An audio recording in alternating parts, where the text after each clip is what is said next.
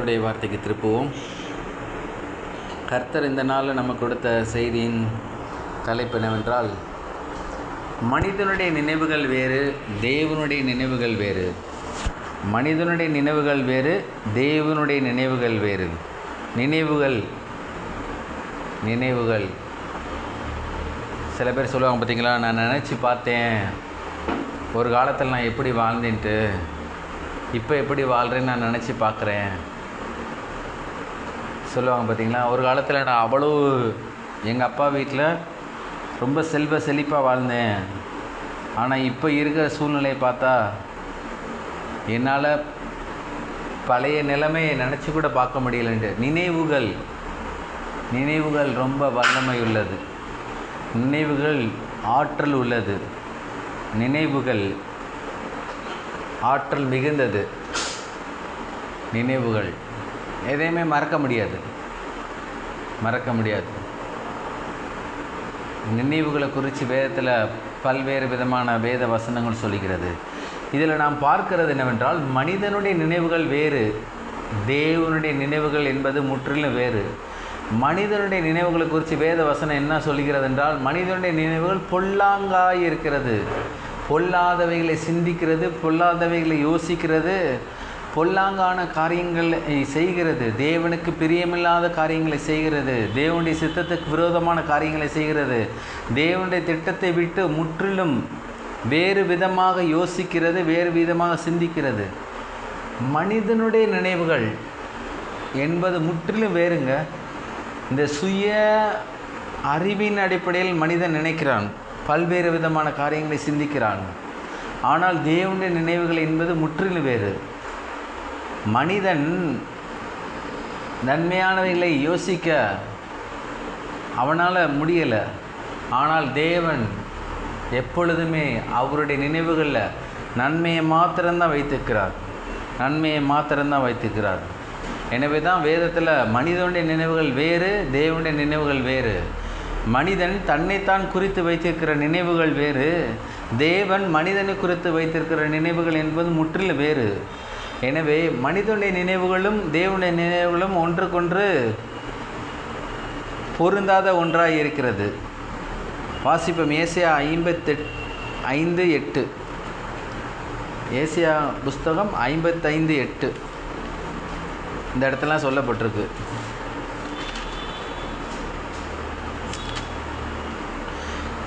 என் நினைவுகள் உங்கள் நினைவுகள் அல்ல, உங்கள் வழிகள் என் வழிகளும் அல்லவென்று கர்த்தர் சொல்லுகிறார்.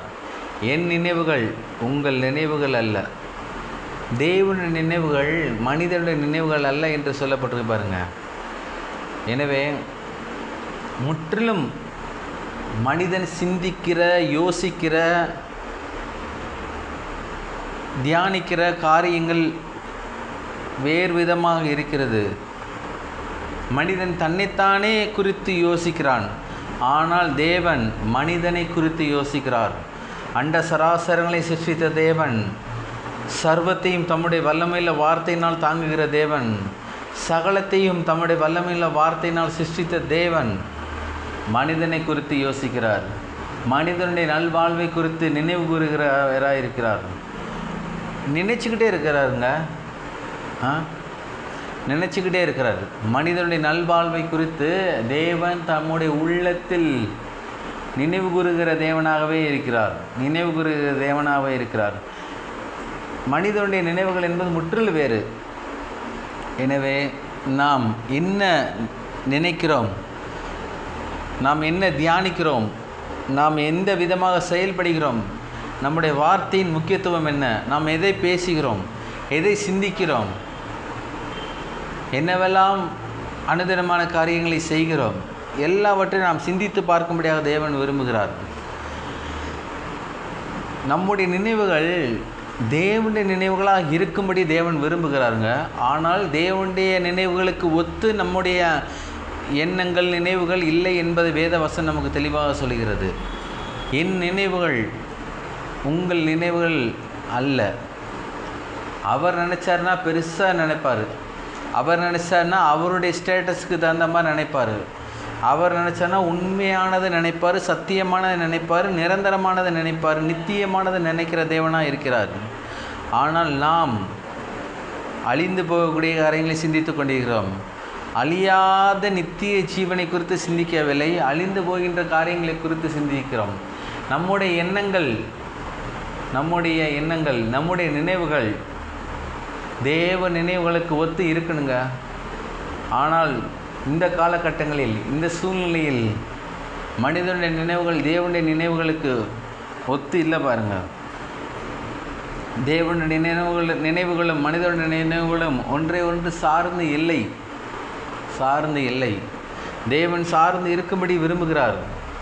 ஆனால் பொல்லாங்கான ஒரு மனிதன் தன்னுடைய இருதயங்களில் வைத்திருக்கிற அந்த பொல்லாங்கான காரியங்கள், தீமையான காரியங்கள், முற்கோபமான காரியங்கள், தேவனுக்கு பிரியமில்லாத காரியங்கள், அவதூறான காரியங்கள், துர்ச்சிந்தனையான காரியங்கள், துர்க்கிரியைகளுக்கு ஒத்த காரியங்கள். இதனால தான் மனிதனுடைய பொல்லாங்கான இருதயம் இப்படி இருக்கிறனால தான் தேவனுடைய நல்ல நினைவுகளை குறித்து இணைந்து செயல்பட முடியாத சூழ்நிலையாக இருக்குது பாருங்கள். எப்பொழுதுமே நம்முடைய இருதயம், நம்முடைய எண்ணங்கள், நம்முடைய சிந்தனைகள், நம்முடைய வார்த்தைகள், நம்முடைய தியானங்கள் தேவனுக்கு தகுந்தாற்போல் இருக்க வேண்டும். தேவனை நம் பட்சத்தில் இருக்கக்கூடாது, நாம் தான் தேவன் பட்சத்தில் செல்ல வேண்டும். தேவனை நமது அருகில் இருக்கக்கூடாது. நாம் இந்த பூமியிலே இருக்கிறோம். இந்த பூமியிலே இருக்கிற காலகட்டங்களில் நாம் நம்முடைய குருவியின் மூளையின் அடிப்படையில் நாம் செயல்படக்கூடாது. தேவன் நம்மை குறித்து என்ன திட்டங்கள், என்ன நோக்கங்கள் வைத்திருக்கிறார் என்பதை நாம் சற்று தியானித்து செயல்படும்படி தேவன் விரும்புகிறார். எனவே நினைவுகள் என்பது மிக மிக முக்கியம். நல்ல நினைவுகளை கொண்டிருக்கணும். நல்ல நினைவுகள். சில பேரை பார்த்திங்கன்னா பழைய நினைவுகள் அப்படியே வச்சுக்கிட்டே இருப்பாங்க மனசில். மறக்கவே முடியாது, மன்னிக்கவே முடியாது. எதுக்கு அது? பழைய காரியங்களை குறித்து நாம் நம்முடைய நினைவுகளில் சிந்தித்து செயல்படுமானால் அது எந்த லாபத்தையும் கொண்டு வராது. பழைய நினைவுகள் எல்லாவற்றையும் நாம் கழித்து விட வேண்டும். அதாவது தேவனுக்கு பிரியமில்லாத பழைய நினைவுகளை நாம் கழித்து விடும்படி தேவன் விரும்புகிறார். நல்ல நினைவுகளை வச்சுருக்கணும். நல்ல நினைவுகள் இருந்தால் தான் தேவன் நம்ம மேலே பிரியமாக இருக்கிறார். தேவனுடைய பிரியம் எப்படி வருகிறது? தேவனுடைய சித்தம் எப்படி நம்முடைய குடும்பங்களில் செயல்படணும்? தேவனுடைய சித்தம் எப்படி என்னுடைய வாழ்க்கையில் படிப்பின் காரியங்களில் உபயோகமாக இருக்கும்? பழைய நினைவுகளை தூக்கி போடுங்க. பழைய சிந்தனையை தூக்கி போடுங்க. பழைய துன்மார்க்கமான காரியங்களை உங்களுடைய இருதயத்தின் ஆழத்திலும் தூக்கி போடுங்க. தீமையான காரியங்களை தூக்கி போடுங்க. மற்றவர்களுக்கு பிரயோஜனம் இல்லாத காரியங்களை தூக்கி போடுங்க. உங்களுடைய சிந்தை, எண்ணம், இருதயத்தின் நினைவுகள் எல்லாமே ஃப்ரெஷ்ஷாக இருக்கணும். அதில் ஒன்று தான் இருக்கணும். கர்த்தர், பிதாவாகிய தேவன், குமாரனாகிய இயேசு கிறிஸ்து, பரிசுத்த ஆவியானவர், பரிசுத்த தேவதூதர், அவர்களை குறித்து மாத்திரம் நாம் சிந்திக்கும்படி தேவன் விரும்புகிறார். யாரோ என்னைக்கோ எப்பயோ ஏதோ ஒன்று சொல்லிட்டாங்க, பல வருடங்களுக்கு முன்பதாக, பல மாதங்களுக்கு முன்பதாக. அதை நீங்கள் சிந்தித்து தியானிக்கும்போது அது சாதாரண ஒரு வாரத்தை சொல்லியிருப்பாங்க விதையாக. நீங்களே சிந்தித்து தியானிக்கும்போது அது பெரிய அறுவடை கொண்டு வரும். அவர்கள் ஒரு வார்த்தை விதையாக போட்டிருப்பார்கள், அது அறுவடையாக உங்களுக்கே பாதிப்பை ஏற்படுத்தும். நீங்கள் அந்த விதையை காலில் மிதிச்சுட்டு போய்கிட்டே இருங்க. எப்பொழுதுமே எதையுமே தேவன் சிந்திக்கிற சிந்தனையின்படி நாம் சிந்திக்கும்படி தேவன் விரும்புகிறார். தேவனுடைய தீர்மானங்கள் என்ன என்பதை நாம் தெரிந்து கொள்ள வேண்டுங்க. எப்பொழுதுமே பழைய நினைவுகள் வேணாம். பழைய நினைவுகள் வேண்டும். எந்த நினைவுகள்? தேவனுக்கு பிரியமான நினைவுகள் வேண்டும். தேவன் நம்மை எப்படி புறஜாதியராக இருந்த நம்மை எப்படி ஆபிரகாமின் குமாரனாகிய இயேசு கிறிஸ்துவின் மூலமாக, கல்வாரி சிலுவையின் மூலமாக ஆபிரகாமுடைய ஆசீர்வாதங்கள் எல்லாம் பண்டமாற்றம் செய்யப்பட்டிருக்கு. சாபத்துக்கு பிறந்த நாம் ஆசீர்வாதத்துக்கு ஆபிரகாமின் குமாரனாகிய இயேசு கிறிஸ்துவின் மூலமாக நாம் உட்புகப்பட்டிருக்கோம். நாம் வந்திருக்கோம் பாருங்கள். ஆபிரகாமின் குமாரனை இயேசு கிறிஸ்துவின் மூலமாக நமக்கு அந்த பெரிய சிலாக்கியம் கிடைத்திருக்கிறது. எனவே நாம் என்ன நினைவுகள் கொண்டிருக்கிறோம் என்பதை தேவன் பார்க்கிறாருங்க, தேவன் பார்க்கிறார். எனவே நல்ல நினைவுகளை கொண்டிருக்கணும். யார் என்ன சொன்னாலும், எப்போ சொன்னாலும், எந்த வருஷம் சொன்னாலும் நமக்கு தேவையே இல்லை. நம்முடைய மனது, ஆத்மா, ஆவி, இருதயம், சிந்தனை, எண்ணங்கள், வார்த்தைகள், தியானங்கள் எல்லாம் புதிதாக இருக்கணும். ஒவ்வொரு நாளும் ஃப்ரெஷ்ஷாக இருக்கணும். ஒவ்வொரு நாளும் ஃப்ரெஷ்ஷாக இருக்கணும். அதற்கு தான் தேவன் அவருடைய அளவற்ற கிருபையை ஒவ்வொரு நாளும் புதிதாக நமக்கு தருகிறார். பழைய துன்மார்க்கமான பழைய பிசாசின் கிரியைகளுக்கு அடுத்த பழைய நினைவுகள் நமக்கு வேண்டாம் என்று தேவன் சொல்லுகிறார். பழைய நினைவுகள் வேண்டாம், புதிய நினைவுகள் நமக்கு வேண்டும். பழைய துன்மார்க்கமான நினைவுகள் வேண்டாம், புதிய தேவனுக்கு தகுந்தாற்போல் தேவனுடைய திட்டத்தின்படி புதிய நினைவுகள் நம்ம கர்த்தர் கொடுக்க விரும்புகிறாருங்க. புதிய ஆசீர்வாதத்தை தேவன் கொடுக்குறாரு. நாம் இன்னும் இருந்த இடத்துல இருந்து காரியங்களை சித்தி பெற முடியாது. காரியங்களை வெற்றியாய் ஜெயமாய் மாற்ற முடியாது. நம்முடைய எண்ணங்கள் மாற வேண்டும், வார்த்தைகள் மாற வேண்டும், சிந்தனைகள் மாற வேண்டும், தியானிக்கிற தியானங்கள் மாற வேண்டும். சும்மா தான் இருந்தேன்ட்டு பழைய நினைவுகளை நினச்சிக்கிட்டே இருக்கக்கூடாது. சும்மா இருக்கிற நேரத்தில் கூட நாம் தேவனுடைய நினைவுகளை நினைக்கும்படியாக தேவன் விரும்புகிறார். தேவனுடைய சித்தத்தின்படி நாம் செய்யும்படி தேவன் விரும்புகிறார். அப்படி தாங்க தேவன் விரும்புகிறாரு. நாம் தேவன் விரும்புகிற பிரகாரமாக நாம் விரும்ப வேண்டும். தேவனுடைய சித்தத்தின்படி நாம் விரும்ப வேண்டும். எனவே பழைய நினைவுகள் உங்களுக்குள்ள வேண்டாம். எனவே மனிதனுடைய நினைவுகள் என்பது முற்றிலும் வேறு. மனிதன் தான் படித்த படிப்பிலிருந்து, தான் கற்றுக்கொண்ட கல்வி அறிவிலிருந்து, தனக்கு இருக்கிற பணபலம், புயபலம், ஆள்பலம், அதிகார பலம், அரசியல் பலம், இவைகளை கொண்டு மனிதன் ஒரு லெவலில் தான் அடைய முடியும். ஆனால் தேவன் மனிதனை குறித்து வைத்திருக்கிற திட்டங்கள் என்பது முற்றிலும் வேறு.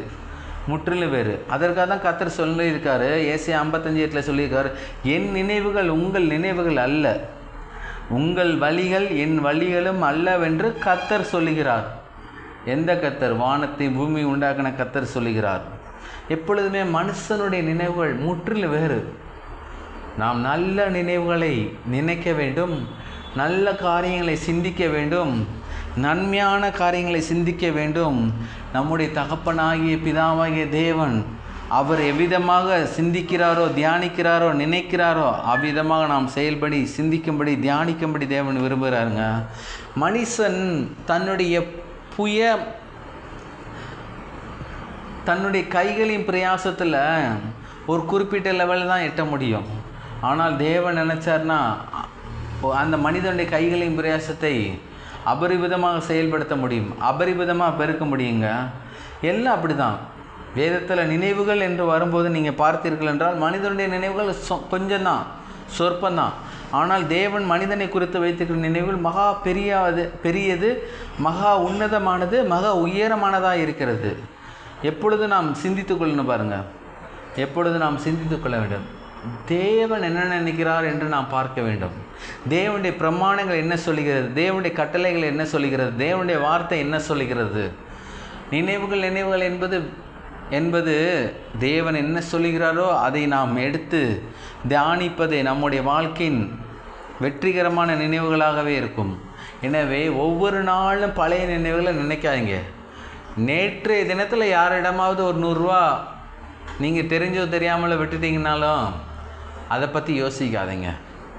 உங்களுக்கு தெரிஞ்சவர்கிட்ட கொடுத்துருந்தீங்கன்னா நீங்கள் தைரியமாக கேட்டு வாங்கிக்கலாம். தெரியாதவங்கள்ட்ட தெரியாமல் விட்டுட்டீங்க, சில்லறையை விட்டுட்டிங்கன்னா நீங்கள் அதை யோசிக்காதீங்க. பல 100 ரூபாய் நாம் இழந்தால் கூட பல ஆயிரங்களை கொடுக்க தேவன் நம்மேல் பிரியமாக இருக்கிறார். எப்பவுமே பல பணங்களை இழக்கக்கூடாது, சமாதானத்தை இழக்கக்கூடாது, சந்தோஷத்தை இழக்கக்கூடாது, ஆசீர்வாதத்தை இழக்கக்கூடாது. தேவன் வைத்திருக்கிற திட்டங்கள், நோக்கங்களை நாம் இழக்கக்கூடாது. எப்பொழுதுமே நாம் தேவனுடைய காரியங்களை நாம் இழக்காமல் இருக்க, உலக பிரகாரமான காரியங்களை நாம் சிலவற்றை இழந்தாலும் பரவாயில்லை. மதுரை பட்டணத்தில் ஒரு பாஸ்டர் விதமாக சபையில் ஒரு போதிக்கும்போது ஒரு வார்த்தை சொன்னார். நம்முடைய சமாதானத்துக்கு குலைச்சல் உண்டாகும்படி பணம் ஒரு பொருட்டாக இருந்தால் கூட சில ஆயிரங்கள் சில லட்சங்கள் இழந்தாலும் நாம் நம்முடைய சமாதானத்தை இழக்கக்கூடாது என்று போதித்தார். சில ஆயிரங்கள் சில லட்சங்களை நாம் இழந்தாலும் நம்முடைய சமாதானத்தை நாம் இழக்கக்கூடாது என்று போதித்தார் பாருங்க. ஏனென்றால் சில ஆயிரங்கள் சில லட்சங்கள் இழந்து போயிடலாம், ஆனால் நம்ம சமாதானத்தை இழந்துடக்கூடாது. சமாதானத்தை இழந்தாலே அங்கே பிசாசன் ஒன்று உள்ளே வந்துடுவான். சமாதானத்தை இழந்தாலே பிசாசன் ஒன்று உள்ளே வந்துடுவான். உள்ளே வந்தாலே அடுத்தடுத்து அவன் தீமையான காரியங்களை செய்ய முற்படுவான். எனவே சமாதானத்துக்கு இடைஞ்சல் வராதபடிக்கு பிசாசானவனை வெளியிலே தடுத்து நிறுத்தும்படியாக பல லட்சங்கள் பல ஆயிரங்கள் நாம் தோல்வி அடைந்தாலும் நாம் பரவாயில்லை. ஏனென்றால் சமாதானம் நமக்குள்ளே இருக்கும்போது, சமாதானத்தின் காரணராகி ஆண்டவராய் இயேசு கிறிஸ்து நமக்குள்ளே இருக்கும்போது அவர் ஜீவ ஊற்றாக இருக்கிறார். அவரிடத்தில் எவ்வளவேனும் ஐஸ்வர்யம் கொட்டி கிடக்கிறது. அதை நாம் சமாதானத்தோடு நாம் பெற்றுக்கொள்ளும் போது கர்த்தரின் ஆசீர்வாதம் ஐஸ்வர்யத்தரும் அதனோடு அவர் வேர்வையை கூட்டார், வேதனை கூட்டார். எனவே எப்பொழுதும் நாம் நம்முடைய சமாதானத்தை நாம் காத்துக்கொள்வதற்கு நாம் முற்பட வேண்டும்.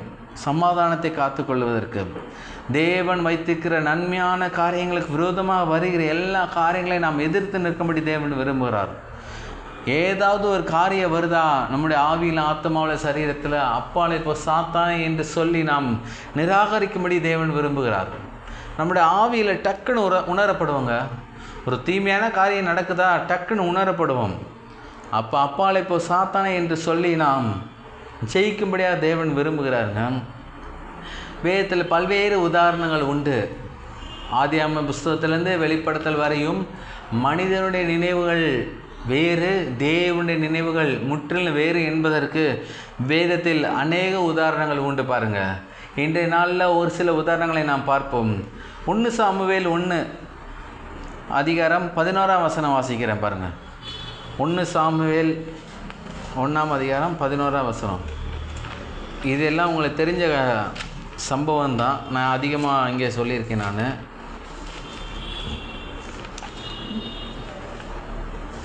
1 சாமுவேல் 1:11.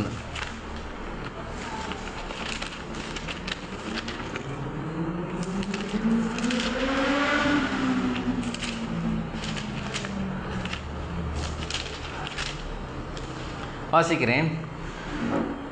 சேனைகளின் கர்த்தாவே தேவரீர் உம்முடைய அடியாளின் சிறுமையை கண்ணோக்கி பார்த்து உம்முடைய அடியாளை மறவாமல் நினைத்தருளி உமது அடியாளுக்கு ஒரு ஆண் பிள்ளையை கொடுத்தால் அவன் உயிரோடு இருக்கும் சகல நாளும் நான்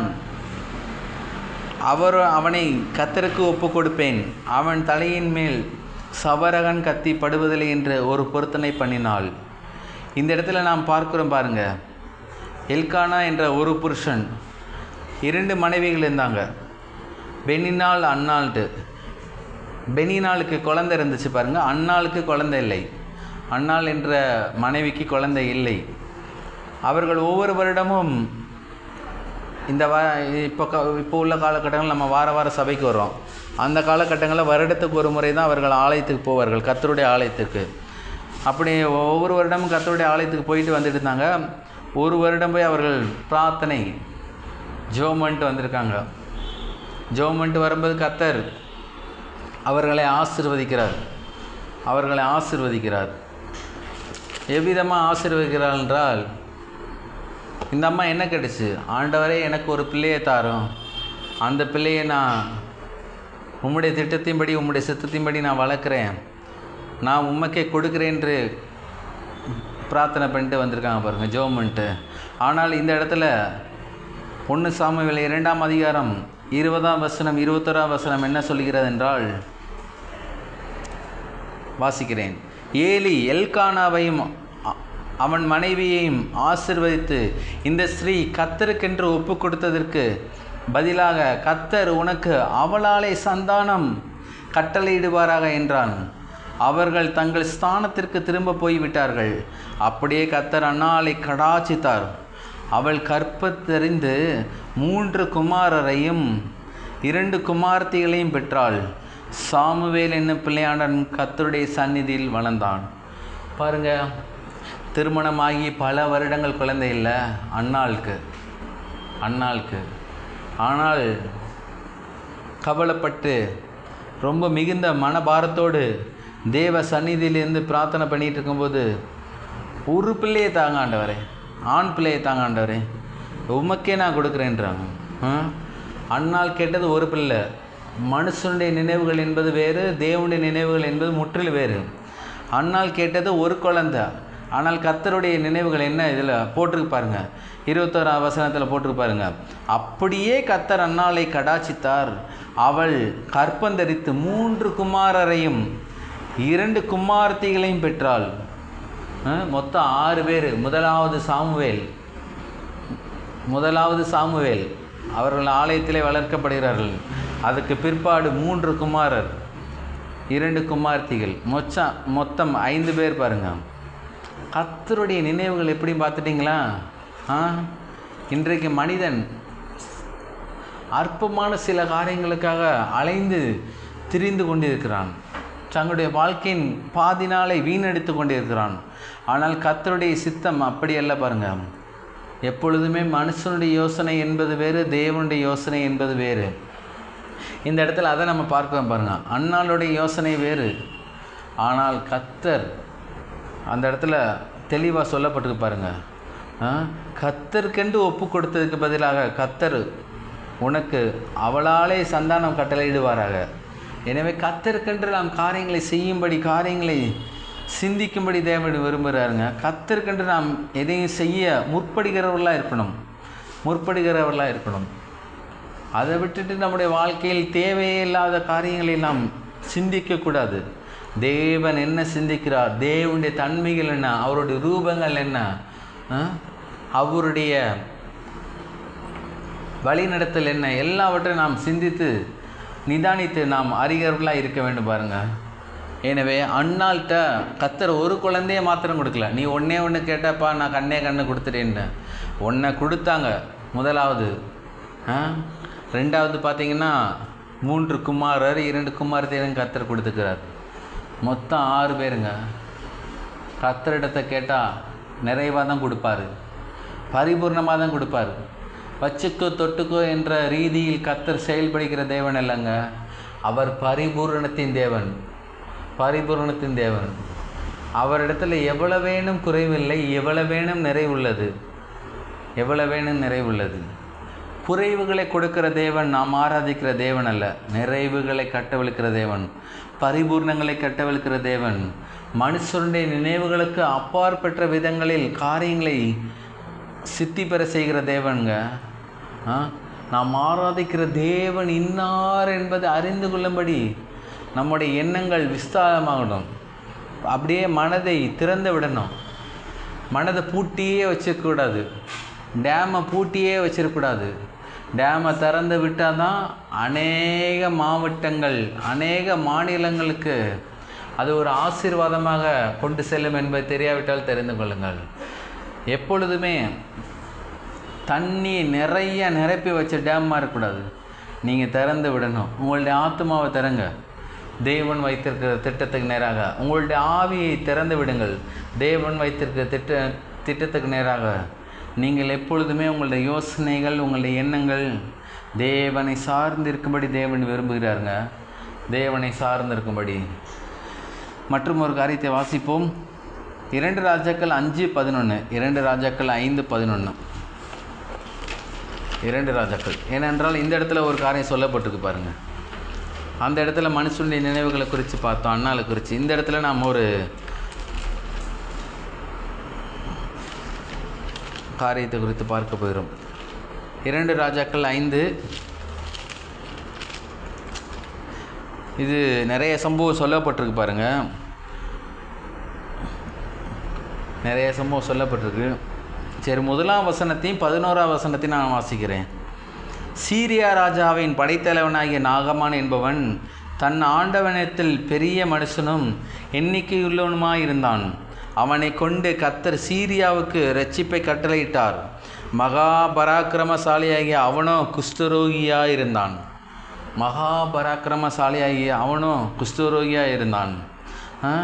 இந்த குஷ்டரோகியாக இருக்கான் பாருங்கள். யார்? சீரியா ராஜாவின் படைத்தலைவனாகிய நாகமான்.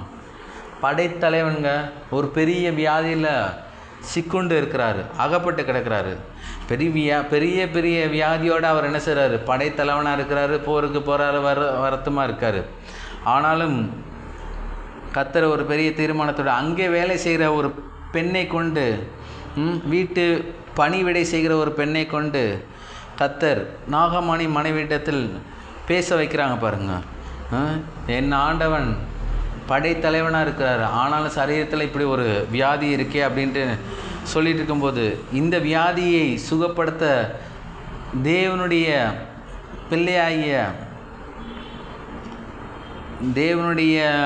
பிள்ளையாகிய தீர்க்கதரிசி ஒருத்தர் இருக்கிறாரு. அங்கே நீங்கள் போனீங்கன்னா சுகம் உண்டாகும்னு யார்கிட்ட? சீரியா ராஜாவின் படைத்தலைவனாய் நாகமான்கிட்ட மனைவிட்ட அந்த வேலையாளர் பெண் சொல்கிறாங்க பாருங்கள். பெண் சொன்ன மாத்திரம் அந்த மனைவி போய் நாகமான்கிட்ட சொல்கிறாங்க. நாகமானும் புறப்பட்டு போகிறாங்க. வேணுங்கிற எல்லா காரியங்களையும் எடுத்துகிட்டு புறப்பட்டு போகிறாங்க. போகும்போது காரியங்கள் அதில் போட்டிருக்கு, மிக பெரியதாக இருக்குது பாருங்கள். அது செய்தி ஃபுல்லாமே பெருசாக இருக்கும். எனவே அதில் முக்கியமான பகுதி 11வது வசனத்தை நான் வாசிக்கிறேன் பாருங்கள். அதற்கு நாகமான் கடுங்கோபம் கொண்டு புறப்பட்டு போய் அவன் வெளியே வந்து நின்று தன் தேவனாய கர்த்தருடைய நாமத்தை தொழுது தன் கையினால் அந்த இடத்தை தடவி இவ்விதமாய் குஷ்டரோகத்தை நீக்கிடுவான் என்று எனக்குள் நினைத்திருந்தேன். மனுஷனுடைய நினைவுகள் பாருங்கள். ஒரு பெரிய வியாதி இருக்குது, குஷ்டரோகி இருக்குது, யாருமே தொட முடியாத ஒரு வியாதி. ஆனாலும் இந்த தீர்க்கதரிசி போய் ஒரு எண்ணெயை வச்சுக்கிட்டு தொடுவான்னு நினைக்கிறார் பாருங்கள். ஆனாலும் கர்த்தர் என்ன சொல்கிறாரு? ஸ்தானம் பண்ண சொல்கிறாரு. ஆனாலும் இவர் என்ன சொல்கிறாரு? இஸ்ரவேலின் 12ஆம் வசனம் சொல்லப்பட்டிருப்பாங்க. நான் ஸ்தானம் பண்ணி சுத்தமாகிறதற்கு இஸ்ரவேலின் தண்ணீர்கள் எல்லாவற்றை பார்க்கிலும் தமஸ்குவின் நதிகளாகிய அப்னாவும் பர்பாவும் நல்லதல்லவோ என்று சொல்லி உக்கிரத்தோடு திரும்பினான். 13. அவன் ஊழியக்காரர் சமீபத்தில் வந்து அவனை நோக்கி, தகப்பனே, அந்த தீர்க்கதரிசி ஒரு பெரிய காரியத்தை செய்ய உமக்கு சொல்லியிருந்தால் அதை நீர் செய்வீர் அல்லவா? ஸ்தானம் பண்ணும், அப்பொழுது சுத்தமாவீர் என்று அவர் உம்முடைய சொல்லும்போது அதை செய்ய வேண்டியது எத்தனை அதிகம் என்று சொன்னார்கள். அப்பொழுது அவன் இறங்கி தேவனுடைய மனுஷன் வார்த்தையின்படியே யோர்தானி 7 தரம் மூழ்கின போது அவன் மாம்சம் ஒரு சிறு பிள்ளையின் மாம்சத்தை போல மாறி அவன் சுத்தமானான். எனவே இந்த நாகமானுடைய நினைவுகள் முற்றிலும் வேறாக இருந்துச்சு பாருங்கள். ஆனால் தேவனுடைய நினைவுகள் தீர்க்கதரிசி மூலமாக வெளிப்பட்டது முற்றிலும் வேறு. எனவே தேவனுடைய நினைவுகளுக்கு ஒத்து தான் நம்முடைய நினைவுகள் இருக்கும்படியாக தேவன் விரும்புகிறார். மனுஷனுடைய நினைவுகள் அப்படியே உலக பிரகாரமாக அப்படியே ஒரு காயம் இருக்குதா, ஒரு வியாதி இருக்கா, தொட்டு சுகமாக்குவாங்க. இல்லைங்க, வார்த்தையை கட்டவிழ்த்தாலே, தேவனுடைய வார்த்தையை கட்டவிழ்த்தாலே எல்லா வியாதிகளையும் போகும். நீங்கள் சரீரத்தில் வியாதி இருக்கா, நீங்கள் வியாதியை பார்க்காதீங்க. வியாதி கொண்டு வந்த பிசாசை பார்க்காதீங்க. வியாதிக்காரன மூல காரணத்தை நீங்கள் உங்கள் மூளையில் அறிஞ்சு ஆராயாதீங்க. எப்படி இந்த வியாதி வந்திருக்கு, என் சரீரத்தில் என்ன சாப்பிட்டேன், என்ன ப்ராப்ளமாக இருக்கும், எதனால் இப்படி வந்துச்சு, ஏன் இவ்வளோ வருஷம் இருக்குது, ஏன் இன்னும் இந்த சரீரத்தில் காணப்படுற அந்த பலவீனம் மாறலை, அந்த வியாதி மாறலை. எது நீங்கள் சிந்திக்காதீங்க. மனுஷனுடைய நினைவுகள் முற்றிலும் வேறு. ஆனால் தேவனுடைய நினைவுகள் ஒன்றே ஒன்று தான். கல்வாரியில் அடிக்கப்பட்ட ஆண்டவரை இயேசு கிறிஸ்து சொல்கிறார் அவருடைய வார்த்தையின் மூலமாக, இயேசுவின் தழும்புகளால் சுகமானீர்கள். சரீரத்தில் காணப்படுகிற எந்த பலவீனங்களாக இருக்கட்டும், சரீரத்துக்கு உள்ளே அவயவங்களில் காணப்படுகிற எந்த பலவீனங்களாக இருக்கட்டும், எல்லா பலவீனங்களுக்கும் பலத்தை கொடுக்கிறது ஒன்றே ஒன்று, இயேசுவின் கல்வாரியில் அடிக்கப்பட்ட சிலுவையின் மூலமாக சிந்தப்பட்ட அவருடைய திரு இரத்தத்தின் மூலமாக நமக்கு கிடைக்கிற ஒரு மிகப்பெரிய ஸ்லாக்கியமான சுகம்ங்க. இயேசுவின் தழும்புகளால் தான் நமக்கு சுகம் உண்டாகிறது.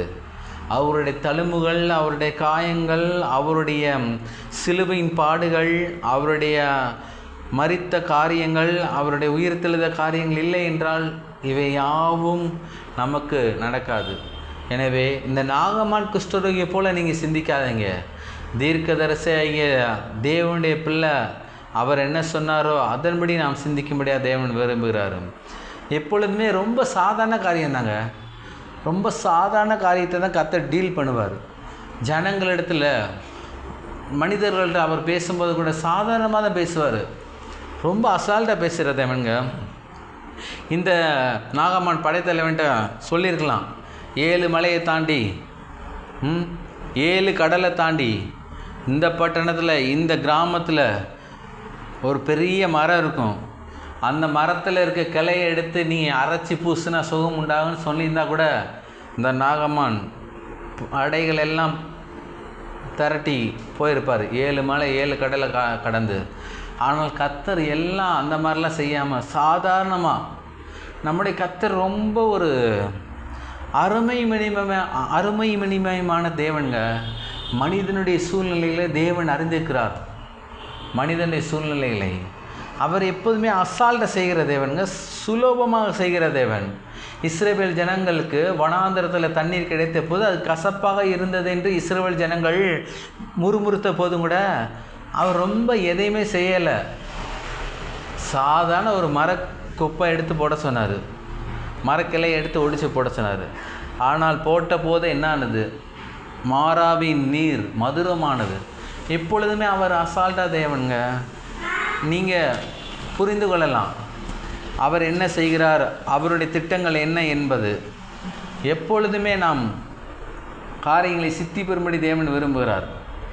எனவே தேவனுடைய பிள்ளைகள் தேவனுடைய சித்தத்தின்படி தேவனுடைய நினைவுகளின்படி வாழும்படி தேவன் விரும்புகிறார்.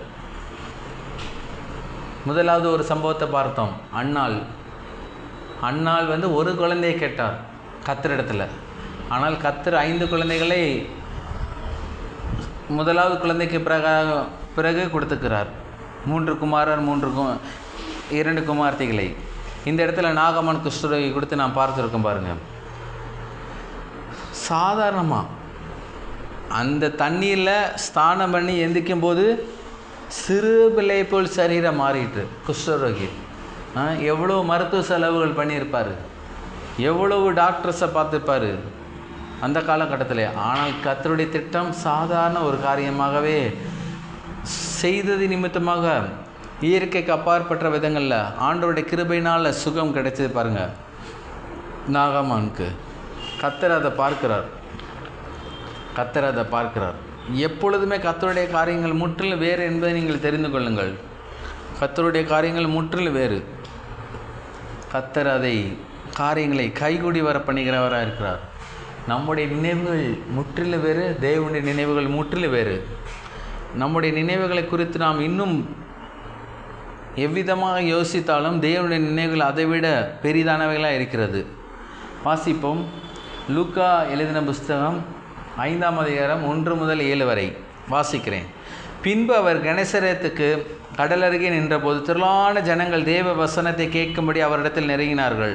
அப்பொழுது கடற்கரையிலே நின்ற 2 படகுகளை கண்டார். மீன் பிடிக்கிறவர்கள் அவைகளை விட்டிறங்கி வலைகளை அலசி கொண்டிருந்தார்கள். அப்பொழுது அந்த படகுகளில் ஒன்றில் ஏறினார். அது சீமோனுடையதாக இருந்தது.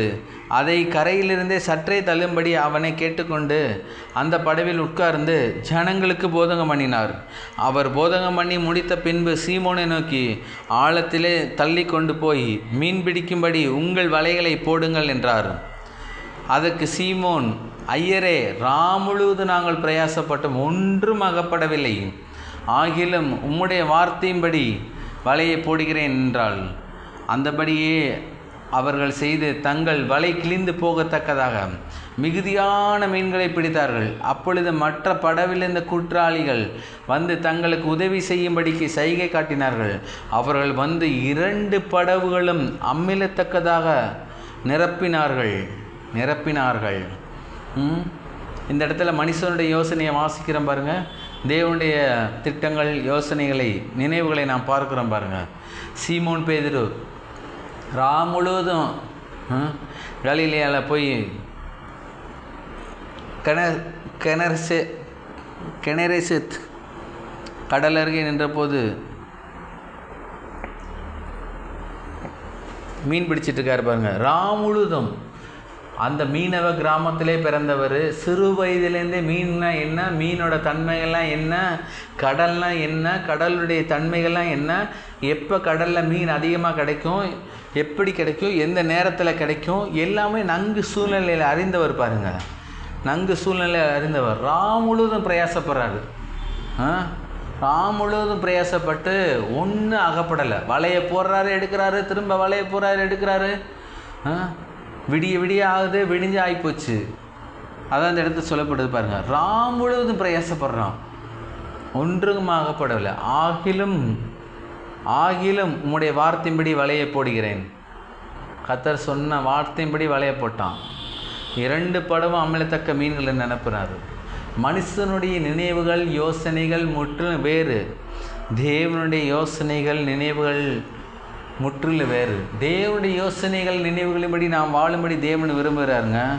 மனுஷனுடைய யோசனைகள் நினைவுகளின்படி நாம் வாழும்படி தேவன் விரும்பவில்லை. எப்பொழுதுமே நாம் தீர்மானம் பண்ணணும். கர்த்தாவே, உம்முடைய நினைவுகள் என்ன ஆண்டவரே? என்னுடைய படிப்பை குறித்து நீர் என்ன திட்டம் வைத்திருக்கிறீர்? என்னுடைய ஊழியத்தை குறித்து நீர் என்ன திட்டம் வைத்திருக்கிறீர்? என்னுடைய குடும்பத்தை குறித்து நீர் என்ன திட்டம் வைத்திருக்கிறீர்? என்னுடைய பிள்ளைகளின் எதிர்காலத்தை குறித்து நீர் என்ன திட்டம் வைத்திருக்கிறீர்? பிள்ளைகளின் எதிர்காலம் என்று வரும்போது நம்முடைய சுய அறிவின் அடிப்படையில் எதிர்காலத்தை நாம் தீர்மானிக்கக்கூடாது. கர்த்தர் என்ன சொல்லுகிறாரோ, கர்த்தர் என்ன செய்ய சொல்லுகிறாரோ அதை தான் நாம் செயல்படுத்த வேண்டும். நம்முடைய மாம்சீகமான ரீதியில், மாம்சீகமான நினைவுகளின் அடிப்படையில் நாம் செயல்படுவோமானால் அது அழிவை கொண்டு வரும். தேவனுடைய நினைவுகளின் அடிப்படையில், தேவ திட்டத்தின் அடிப்படையில், தேவனுடைய தீர்மானத்தின் அடிப்படையில், தேவனுடைய வார்த்தையின் அடிப்படையில் நம்முடைய பிள்ளைகளின் எதிர்காலம் அமையும் போது அது மிகப்பெரிய ஆசீர்வாதங்களை கொண்டு வரும் என்பதை தேவன் சொல்லுகிறார். எப்பொழுதுமே அவருடைய நினைவுகள் டாப் அண்ட் பெஸ்ட்டு. தேவனுடைய நினைவுகள் டாப் அண்டு பெஸ்ட்டு பாருங்கள். ஏசியா 55:8 வாசிக்கிறோம். ஏசியா 55:9 வசனம் வாசிப்போம் பாருங்கள். ஏசியா எழுதின புஸ்தகம் 55:9 வாசிக்கிறேன். பூமியை பார்க்கிலும் வானங்கள் எப்படி உயர்ந்திருக்கிறதோ அப்படியே உங்கள் வழிகளை பார்க்கிலும் என் வழிகளும், உங்கள் நினைவுகளை பார்க்கிலும் என் நினைவுகளும் உயர்ந்திருக்கிறது. உங்கள் நினைவுகளை பார்க்கிலும் என் நினைவுகளும் உயர்ந்திருக்கிறது. பாருங்களேன், நம்முடைய நினைவுகள் ஒரு குறிப்பிட்ட உயரத்தில் இருக்கிறது. ஆனால் தேவனுடைய நினைவுகள் மகா பெரியதாக இருக்கிறது. உங்கள் நினைவுகளை பார்க்கிலும் நீங்கள் என்ன வாழ்க்கையில் இந்த 2026 வருடத்தில் நீங்கள் தீர்மானித்து அச்சீவ் பண்ண நினைக்கிறீங்களோ பல்வேறு விதமான காரியங்கள், அதை காட்டிலும் கர்த்தருடைய நினைவுகள் பெரிதாக இருக்கிறது என்று, உயரமாக இருக்கிறது, உன்னதமாக இருக்கிறது, உயர்ந்ததாக இருக்கிறது என்று வேத வசனம் நமக்கு சொல்லுகிறதுங்க. எப்பொழுதுமே கர்த்தருடைய நினைவுகளுக்காக நாம் கர்த்தருடைய காரியங்களை நாம் பெற்றுக்கொள்ளும்படி தேவன் விரும்புகிறார். அவருடைய விருப்பத்தை நாம் கேட்டு, அவருடைய நினைவுகளை நாம் கேட்டு செயல்பட வேண்டும். நம்ம இடத்துல எல்லாம் இருக்கிறது என்று நாம் எதையும் சாதிக்க முடியாது, எதையும் செயல்படுத்த முடியாது, எதையும் தீர்மானிக்க முடியாது, எதையும் நினைக்க முடியாது. நம்ம இடத்துல எல்லாம் இருந்தாலும் கர்த்தருடைய நினைவுகள் என்ன, அவருடைய இருதயத்தின் காரியங்கள் என்ன என்று நாம் பார்க்க வேண்டும். பாருங்கள், நம்முடைய முற்பிதாவாகிய தாவீது ராஜாவை குறித்து உங்கள் அனைவருக்கும் தெரியும். தாவீது ராஜா ஆடுகளுக்கு பின்பதாக சென்ற ஒரு மேய்ப்பனை அரசாளும்படியாக இஸ்ரவேல் தேசத்துக்கு 2வது ராஜாவாக தேவன் நியமித்தார். பாருங்கள், தேவன் நியமித்தார். சொற்ப ஆடுகளை மேய்த்து கொண்டிருந்த தாவீதை கர்த்தர் ஒரு தேசத்துக்கே ராஜாவாக மாற்றினாருங்க. இதெல்லாம் ஒரு நாளில் நடந்த காரியம் இல்லை, ஒரு சில வருடங்களில் நடந்த காரியங்கள் இல்லை. பல வருடங்கள், பல மாதங்கள் காத்திருந்து கர்த்தர் காரியங்களை கைகூடி வர செய்தார். பாருங்கள், அப்பேற்பட்ட தாவீது ஒரு நாள் யோசித்துக்கிட்டு இருக்கார். நானும் நல்ல மிகச்சிறந்த விஸ்தாலமான அரண்மனையில் வாழ்கிறேன். ஆனால் என்னுடைய தேவனுடைய பிரசனம் இருக்கிற இடம் உடன்படிக்கை பெட்டி சாதாரண ஒரு இடத்துல இருக்குது. அவருக்கு ஒரு ஆலயம் கட்டும்படி, தேவனுக்கு ஒரு ஆலயம் கட்டும்படி தாவீது விரும்பினாருங்க. ஆனால் தேவன் சொல்கிறாரு, நீ கட்ட வேணாம், உன் குமாரனாகிய சாலமோனே வந்து கட்டுவான் அப்படின்னு தேவன் சொல்கிறார் பாருங்க. தாவீது ராஜா கட்டவில்லை தேவனுடைய ஆலயத்தை. ஏனென்றால் அநேக யுத்தங்களின் நிமித்தமாக அவருடைய கைகள் இரத்த கரைப்படைந்த கைகளாக இருந்தது என்று வேதவசனம் சொல்லுகிறது. வேதவசனம் சொல்லுகிறது. 1 நாளாகமம் 22:7 சொல்லப்பட்டிருப்பாருங்க. சாலமோனை நோக்கி, என் குமாரனே, நான் என் தேவனாய கர்த்தரின் நாமத்திற்கு ஒரு ஆலயத்தை கட்ட என் இருதயத்தில் நினைத்திருந்தேன். என் இருதயத்தில்.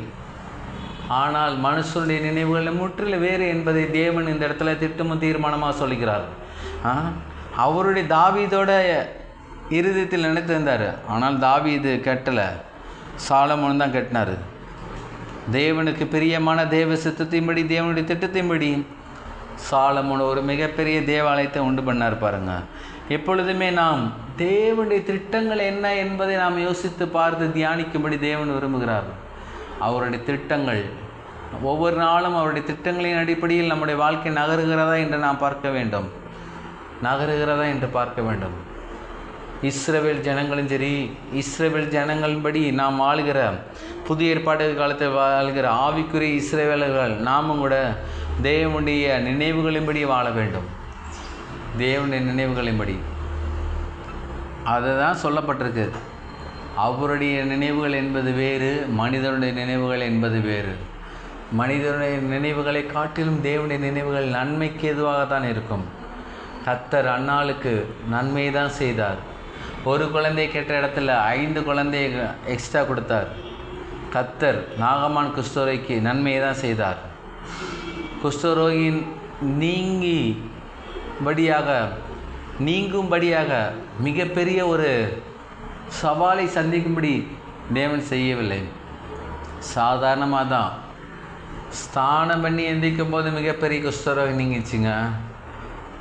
ஸ்தானம் பண்ணி எந்திக்கும் போது கர்த்தர் பேதுருக்கு ஒரு காரியத்தை சொல்லி கொடுக்குறார் பாருங்க. மனுஷனுடைய மூளையின் அறிவு அடிப்படையில் ராம் முழுவதும் பிரயாசப்பட்டு ஒரு மீன் கூட ஆகப்படவில்லை.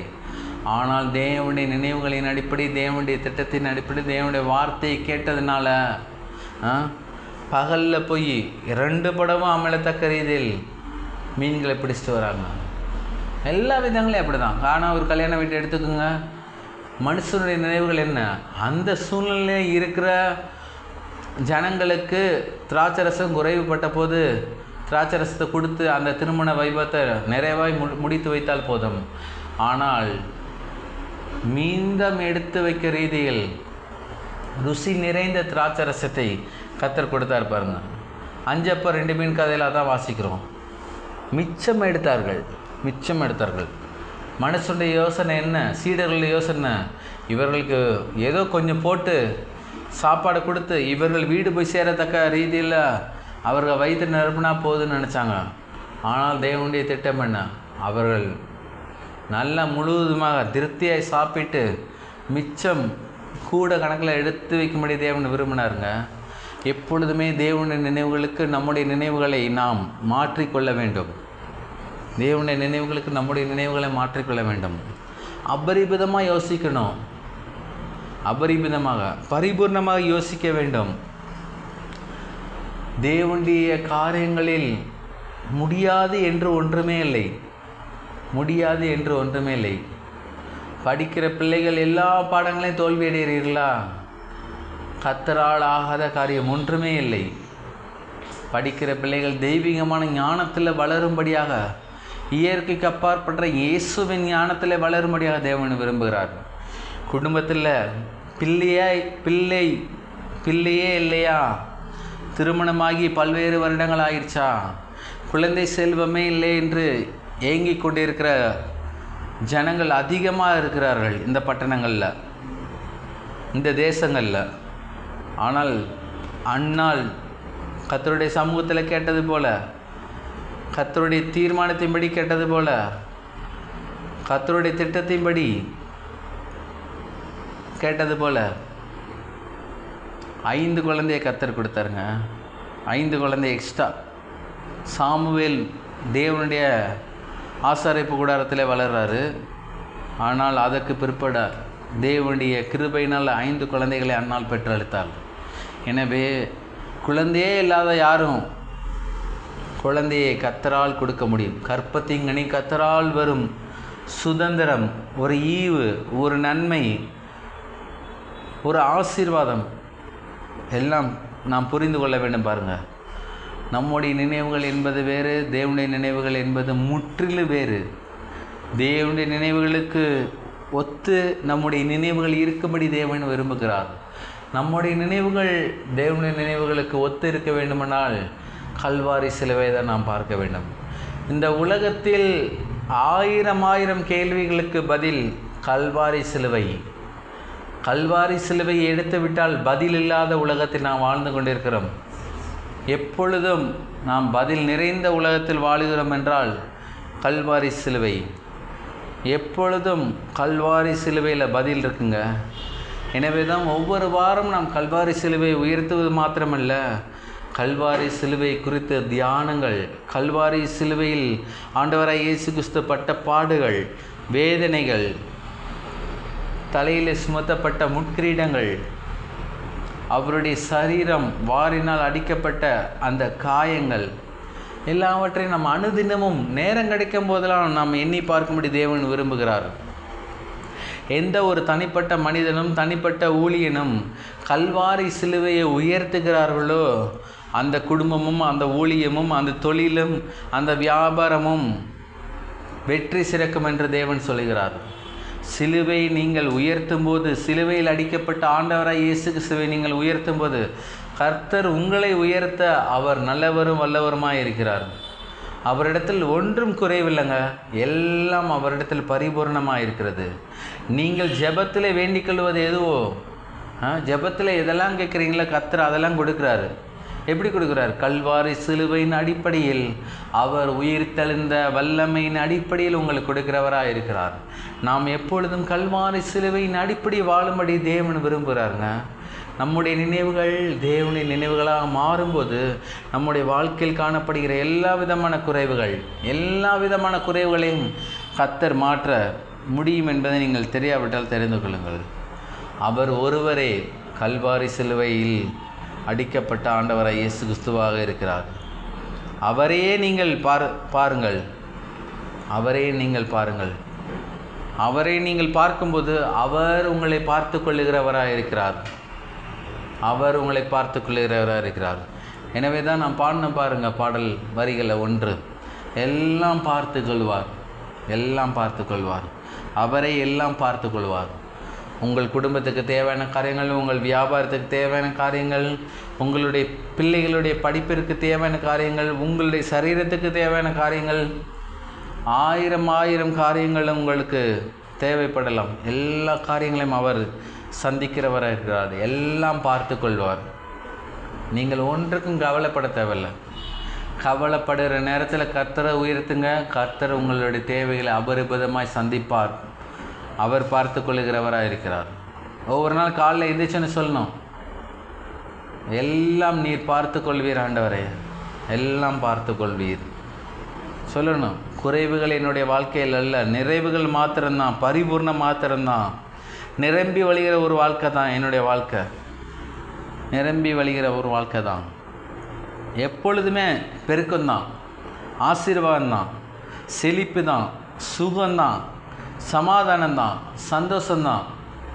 இப்படி தான் தியானிக்கும்படி நாம் பார்க்கிறோம். பாருங்கள், அவருடைய விருப்பம் நம்முடைய விருப்பமாக மாற வேண்டும். அவருடைய நினைவுகள் நம்முடைய நினைவுகளாக மாற வேண்டும் என்று தேவன் விரும்புகிறார். எப்பொழுதுமே அவருடைய நினைவுகளை கொண்டு வாங்க. ஒவ்வொரு நாளும் காலையில் எழுந்திரிச்சோன்னே, ஆண்டவரே உம்முடைய நினைவுகளை எனக்கு தாங்கப்பா, உம்முடைய நினைவுகளை எனக்கு தாங்கப்பா. அவர் உங்களுக்கு ஞானத்தை கொடுப்பாருங்க. அவருடைய சித்தம் என்பதை அவருடைய ஞானத்தின் மூலமாக உங்களுக்கு அவர் வெளிப்படுத்த ஆவலாக இருக்கிறார். அவரையே அறிகிற அறிவின் அடிப்படையில் நீங்கள் உங்களுடைய வாழ்க்கையை நடைமுறை காரியங்களை நீங்கள் நடத்தும்போது அபரிமிதமான பெருக்கத்தில் நீங்கள் வாழ்வீர்கள் என்பதை கர்த்தர் உங்களுக்கு திட்டமும் தீர்மானமாய் சொல்கிறார். எனவே மனிதனுடைய நினைவுகள் வேறு, தேவனுடைய நினைவுகள் வேறு. தேவனுடைய நினைவுகளுக்கு ஒத்து உங்களுடைய நினைவுகளின் தரத்தை, உங்களுடைய நினைவுகளின் ஆற்றல்களை, உங்களுடைய நினைவுகளின் வல்லமையை நீங்கள் உயர்த்துங்கள். அப்படியே சாதாரணமாக சிந்திக்க தேவையில்லை. தேவன் சிந்தித்தார் என்றால் எப்படி சிந்திப்பாரோ அந்த அளவுக்கு நீங்கள் சிந்தியுங்கள். தேவனுடைய சமூகத்திலிருந்து ஆசீர்வாதங்களை பெற்றுக்கொள்ளுங்கள். நாம் யாவரும் எழுந்திருப்போம். கர்த்தர் கொடுத்த இந்த வார்த்தைக்காக நாம் உள்ளத்தின் ஆழத்திலிருந்து நன்றி பலிகளை, ஸ்தோத்திர பலிகளை ஏறெடுப்போம். அன்னாளுக்கு குழந்தை என்கின்ற பாக்கியத்தை பரிபூர்ணமாக கொடுத்த தேவன், நாகமான் என்கின்ற படைத்தலைவனுக்கு சுகத்தை பரிபூர்ணமாக கொடுத்த தேவன், பேதுரு என்கிற மீனவருக்கு பகலிலே திரளான மீன்களை பரிபூர்ணமாக கொடுத்த தேவன், இஸ்ரவேல் ஜனங்களுக்கு வனாந்திரத்திலே 5 அப்போ 2 மீன் மூலமாக பல 1000 பேர் போஷிக்கப்பட்டு மீதம் எடுத்து வைத்து பரிபூர்ணமாய் ஆசீர்வதித்த தேவன் உங்களை ஆசீர்வதிக்கிறார். வேண்டிய மட்டும் கொடுக்கிற தேவன் அல்லங்க. நீங்கள் ஜெபத்தில் கேட்கிறதற்கு மேலாக, வேண்டிக் கொள்வதற்கு மேலாக அவருடைய மகிமையின் ஐஸ்வர்யத்திலிருந்து தேவன் உங்களுடைய குறைவுகளை எல்லாம் கிறிஸ்து இயேசுக்குள் நிறைவாக்க அவர் விரும்புகிற தேவனாக இருக்கிறார். பரிபூரணம், அபரிமிதம்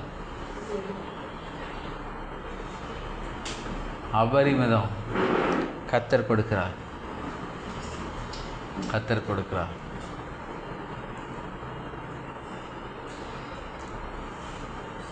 உங்களுடைய எல்லா ஜெபங்களுக்கு பதில் வரும்.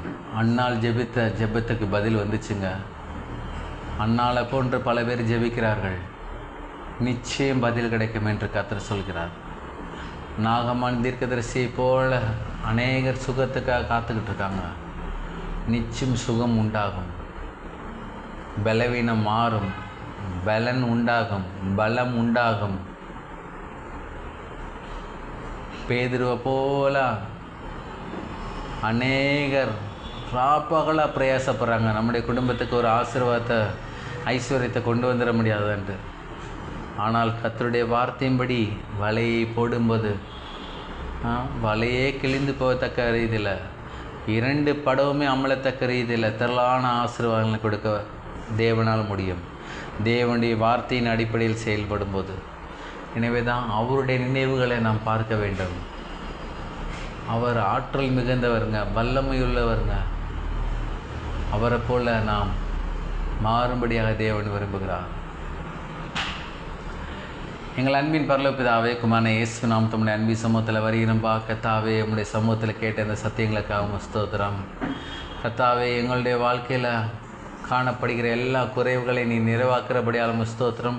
உம்முடைய நினைவுகள் எங்களுடைய நினைவுகளாக இருக்கிறபடியாலும் ஸ்தோத்திரம். ஆண்டவரே கர்த்தாவே, உமக்கு ஸ்தோத்திரம்பா. வானத்துக்கு பூமிக்கும் உம்முடைய நினைவுகள் எவ்விதமாக உயர்ந்திருக்கிறதோ அவ்விதமாக நீர் எங்களை குறித்து வைத்திருக்கிற நினைவுகள் பெரிதாக இருக்கிறபடியாலும் ஸ்தோத்திரம், உயரமாக இருக்கிறபடியாலும் ஸ்தோத்திரம், உன்னதமாக இருக்கிறபடியாலும் ஸ்தோத்திரம்ப்பா. தகப்பனே, மனுஷனை நீ நினைக்க இருக்கும் மனுஷகுமாரனை நீ விசாரிக்க எம்மாத்திரம் என்று நாங்கள் வேதத்தில் வாசிக்கிறாண்டவரே. கர்த்தாவே, அற்பமான மனுஷனை, அற்பமான மண்ணினால் செய்யப்பட்ட மனுஷனை நீர் கண்ணோக்கி பார்க்கிறது மிகப்பெரிய ஒரு சிலாக்கியமாக இருக்கிறதுப்பா. தகப்பனே, உமக்கு ஸ்தோத்திரம். ஆண்டவரே, இயேசுவின் நாமத்தில் அந்த கேட்ட சத்தியங்கள் ஒவ்வொன்றும் எங்களுக்கு ஆசீர்வாதமாக இருக்க முடியாது நாங்கள் ஜெபிக்கிறோம். இந்த சத்தியத்தை கேட்க கடந்து வந்த உம்முடைய பிள்ளைகள் ஒவ்வொருவரையும் நீர் ஆசீர்வதிக்க முடியாது நாங்கள் ஜெபிக்கிறோம். அவருடைய ஜெபங்களுக்கு நீர் பதில் கொடுக்கிற தேவன், விண்ணப்பங்களுக்கு பதில் கொடுக்கிற தேவன், குடும்பத்தில் காணப்படுகிற எல்லா குறைவுகளையும் நிறைவாக்குகிற தேவன். ஆண்டவரே, இயற்கைக்கு அப்பாற்பட்ட ரீதியில் சமாதானத்தை, சந்தோஷத்தை, சுகத்தை, ஆரோக்கியத்தை, ஐஸ்வர்யத்தை, கர்த்தாவே, விலையேறப்பட்ட ரட்சிப்பின் மகிமை, பரிசுத்தாவினுடைய வழிநடத்தலை நீர் கட்டவிழ்க்கிறபடியால் உமக்கு ஸ்தோத்திரம். ஆண்டவரே தகப்பனே, உமக்கு ஸ்தோத்திரம். இயேசுவின் நாமத்தில் நாங்கள் ஜெபிக்கிறோம். உம்முடைய பிரசன்னத்தோடு நாங்கள் கடந்து செல்கிறோம். இந்த வாரம் முழுவதும் நீர் எங்களை ஆசீர்வதித்து எங்களை வழி நடத்துகிறபடியால் உமக்கு ஸ்தோத்திரம். இயேசு கிறிஸ்து நாம் ஜெபிக்கிறோம் ஜீவனில் நல்ல பிதாவே, ஆமேன். என் ஆத்மாவை கர்த்தரை ஸ்தோத்திரி, என் முழுமையோட பரிசுத்த நாம் ஸ்தோத்திரி. என் ஆத்மாவை கர்த்தரை ஸ்தோத்திரி, கர்த்தர் செய்த சகல உபகாரங்களை என்றும் மறவாதே. ஆமேன். கர்த்தர் உங்களை ஆசீர்வதிப்பாராக.